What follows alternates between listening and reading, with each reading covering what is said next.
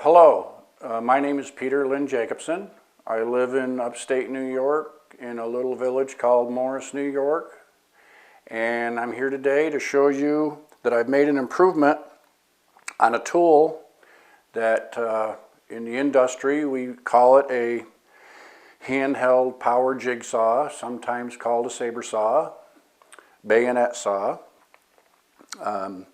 What I've done is I've been using this tool or tools just like it for almost 40 years now. And for any of us who have used a tool like this, we all know that there's a problem.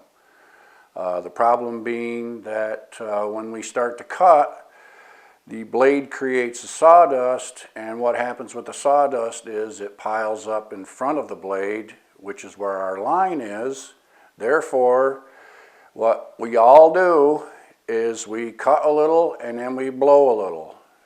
We cut a little and then we blow the dust away, and that's how we've been cutting with this tool for years. And being as a builder who I built a couple round houses, I found myself cutting a lot of arcs.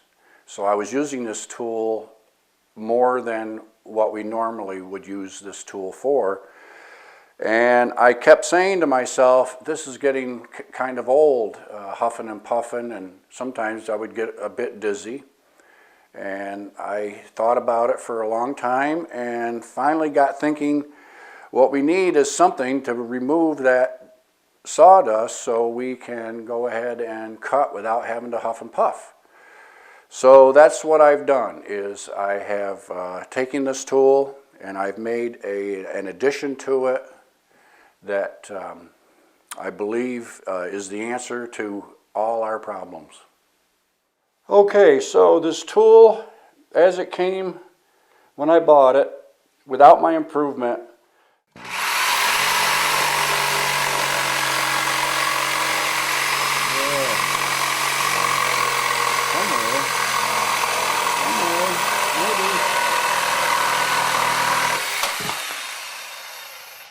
we're going to go ahead and make a rip on this 2-inch piece of hemlock.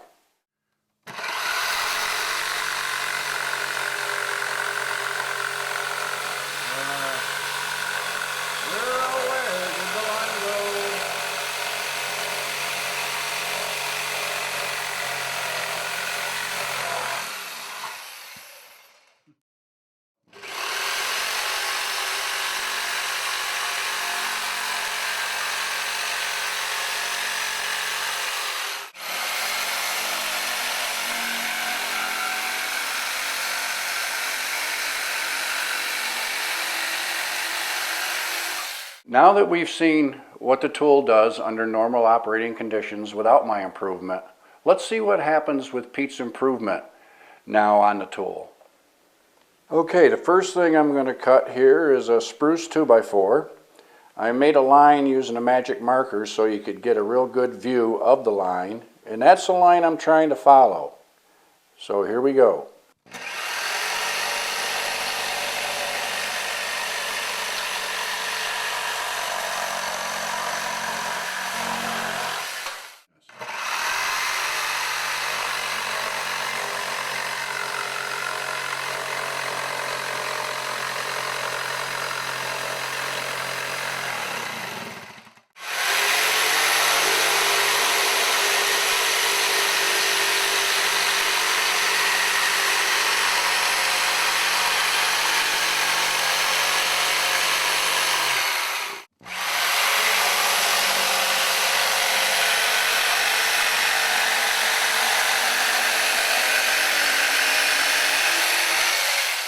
Okay, so let me explain just how it is that this saw now cuts with the line always visible.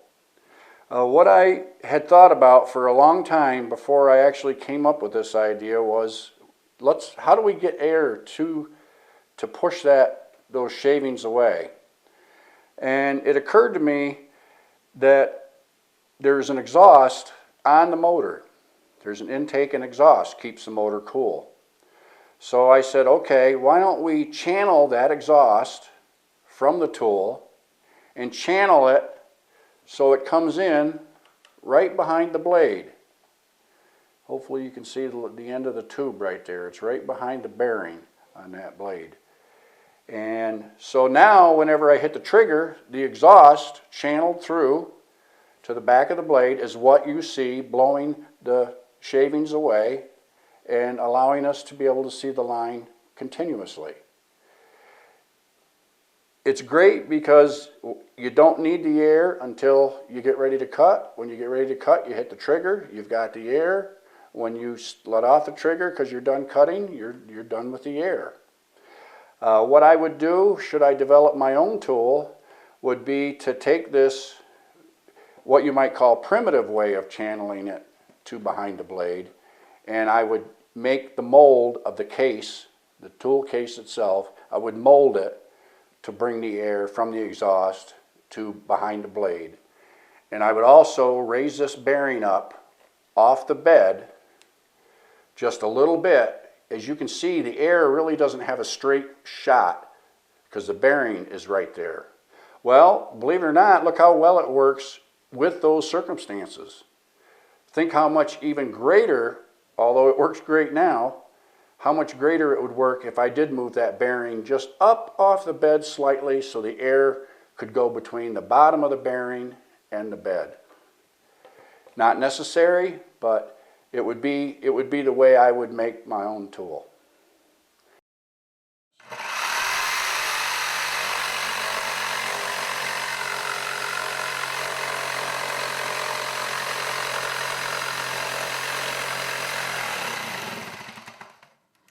Well, there, we've shown how the tool works without my improvement, and we've demonstrated how the tool works with my improvement.